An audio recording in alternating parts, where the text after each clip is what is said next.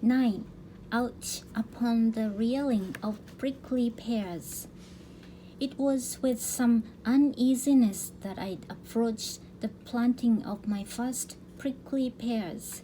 The thought of a massive collection of thorns on the windowsill wasn't bothering me because I had heard the prickly pear belongs to an, oddly enough, thornless species of cactus. No, what bothered me was an old turn-of-the-century Luther Burbank flyer I had found in my grandmother's attic while hunting for an antique tulip bulb planter I knew was up there somewhere.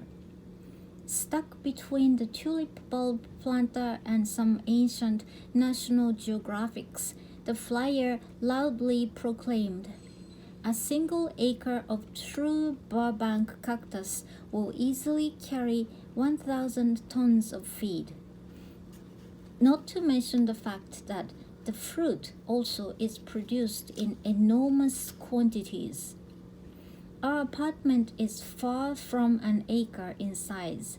Still, I felt somehow an unchecked cactus growth spreading carpet-like across the room would not be fully appreciated. My fears were not stilled by a somewhat dated bulletin from the Commonwealth Prickly Pear Board of Sydney, Australia. It seems that in 1840, a Mr. Edward Gore, who lived in Sydney, received some sample prickly pear plants from the United States. Reluctantly, he parted with one of his specimens at the request of a Dr. Charlisle of Scone in the Upper Hunter Valley, New South Wales.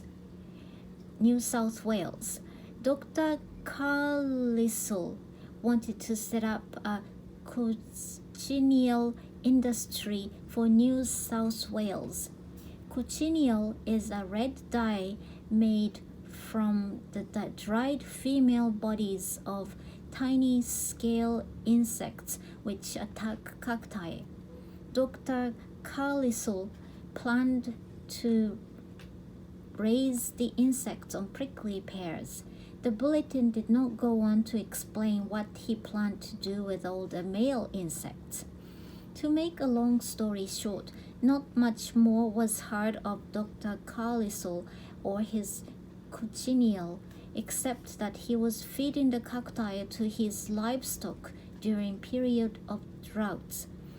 Years later, however, in 1925, there were 58 million acres of cacti in Australia, and it was spreading at the rate of another million across the year. 1,000,000 acres a year, all ostensibly from that one sample cactus. In its natural desert environment, the prickly pear spreads chiefly through broken-off joints carried along by seasonal streams or flash floods, or its seeds are swallowed by birds and animals, pass undigested through their intestines, and sprout voraciously wherever they land. Since the only running water in the apartment is the gargling plumbing, and the only birds that live here are Huff and Puff, two miniature parrots not about to distribute prickly pear seeds among the wild New York alleyways, I felt reasonably safe in starting a small pot. In any case, the temptation of desert plant on the outskirt of my window jungle counterbalanced the risks involved. Burbank described the genus Opuntia, to which most prickly pears belong, as the closest thing to perfection in the plant kingdom, at least from the standpoint of usefulness to man. His listing of the economic values of this thornless wonder is quite exhaustive. Feed all kinds of livestock, from chicken to cattle. fat young leaves. Joints, delicious fried like eggplant or boiled as greens.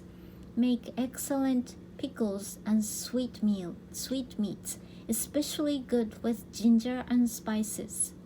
Fresh fruit, jams, jellies, and preservatives, red confectionery coloring.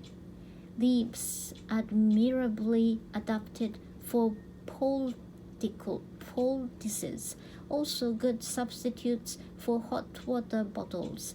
Since most but not all opuntia are thornless, some selectiveness would seem called for here.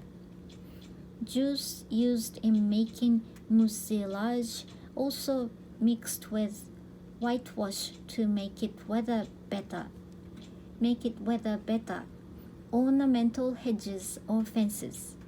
By the way of elaboration, Barbach added that the fruit and leaves are sometimes served in various other forms for food by those who are familiar with them.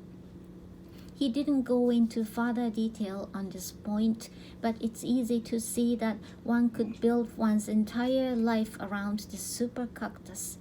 Not to mention the female scale insects that live on it and their red cochineal dye. The prickly pear itself is a rather tasty fruit. However, as the name implies, eating it can be a painful experience. To avoid prickly thumb, it is best to spear one end of the fruit with a fork and peel back the skin with a knife, much the way one peels a boiled new potato too hot to handle. One prickly pear will supply more than enough seeds to plant. As you will soon discover if you haven't already, it is an exceedingly seedy fruit. Try to save the seeds from the thick end of the fruit for planting. Don't ask me why, but experience, not fully scientifically controlled, I grant you, seem to indicate a higher rate of fertility at the plump end.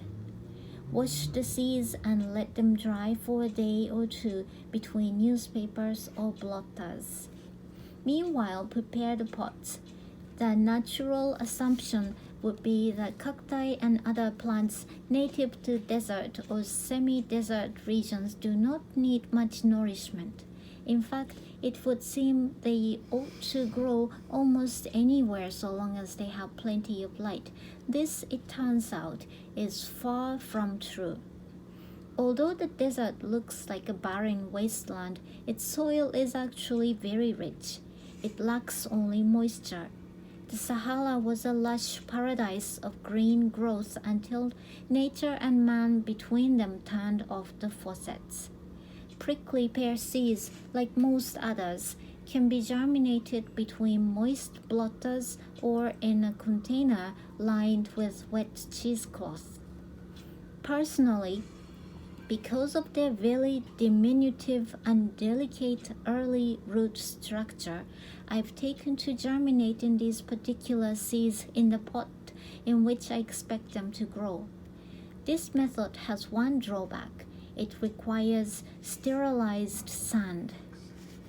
Prickly pears, although quite hardy once beyond the seedling stage, are prone to damping off when young. The fungi which attack the tender young shoots can be carried by any soil-like medium. Potting soil and humus bought packaged from the Five and Dime usually will be pre-sterilized. Check the label to be sure. On the other hand, sand carted home from a construction site in a shoebox most definitely will not be. To assure a ready supply of sterilized sand, Susan has agreed to bake all dinner potatoes in the following manner. She wraps the scrabbled potatoes in aluminum foil and lays them on a bed of sand about half an inch deep in a baking pan, and then blankets them completely with more sand. By the time the potatoes are evenly baked and browned, the sand is sterilized and ready for either immediate use as soon as it's cooled, that is, or storage in plastic bags or coffee tins. Soil imported from the country may be prepared in the same way. Corn is very good, incidentally, roasted in sand. I found a potting mixture of 1/3 sand, 1/3 humus, and 1/3 soil best for my prickly pears. The match-head-sized seeds should be buried about a quarter of an inch below the soil. Water the soil heavily, keeping it quite moist but not muddy. It takes 4 to 6 weeks for the first shoots to surface. Sprouted in a germination tray, they are quicker about it.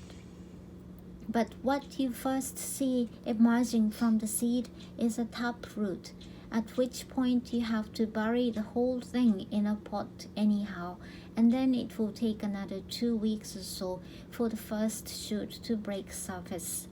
There's just no way to satisfy impatience except to start a new and different plant every week or so, ensuring that something novel will soon appear in one pot or another. The first shoot in my prickly pear pot consisted of 2 tiny leaves on a stem.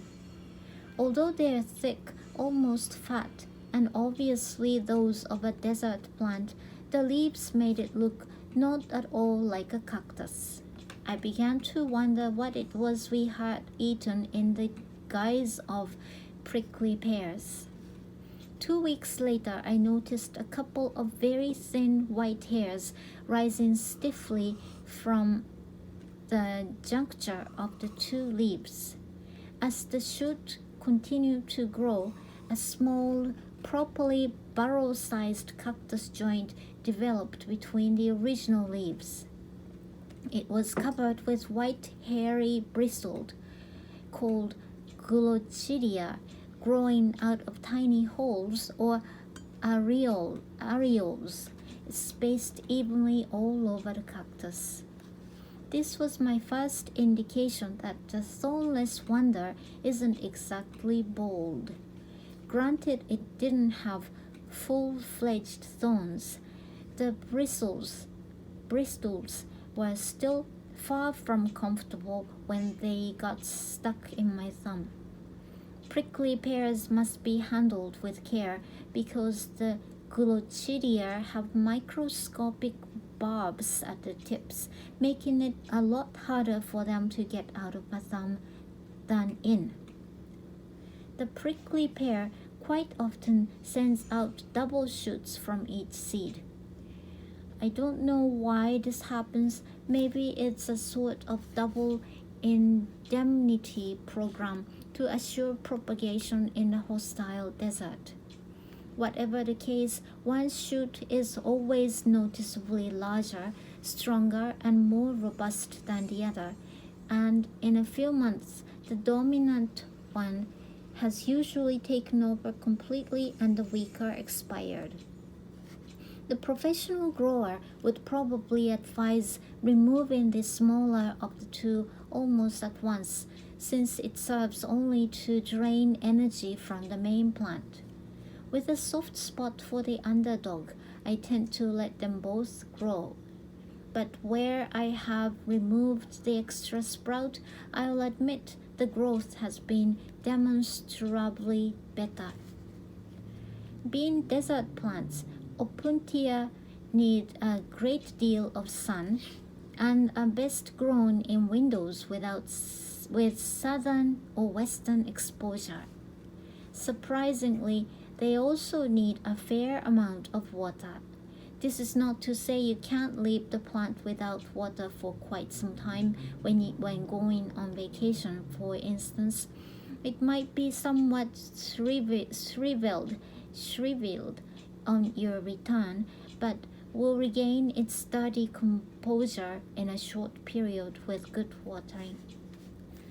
On the other hand, under normal circumstances, it should be watered with the same regularity as though in lesser amount than your other plants.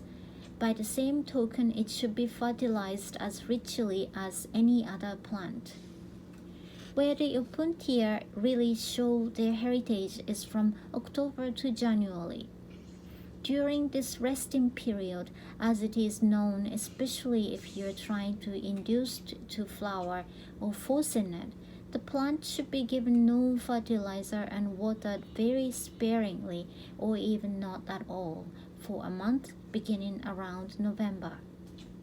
Presented with this suddenly not too prosperous condition, it's as if the plant feels its time has come. If it's going to keep up the lineage, it had better reproduce quickly. Hence the flowers, which in turn become fruit with seeds. Seeds can survive conditions a plant cannot. Lying dormant through the lean years, they will germinate when conditions become more favorable. Grown indoors, the prickly pear will rarely flower the second or third year. However, the fourth year you stand a good chance of seeing some very attractive yellow flowers. If you don't manage to get blossoms the fourth year, you still have an interesting plant and the fifth year to look forward to. And at least it's not one of those rare orchids that take 30 years to bloom.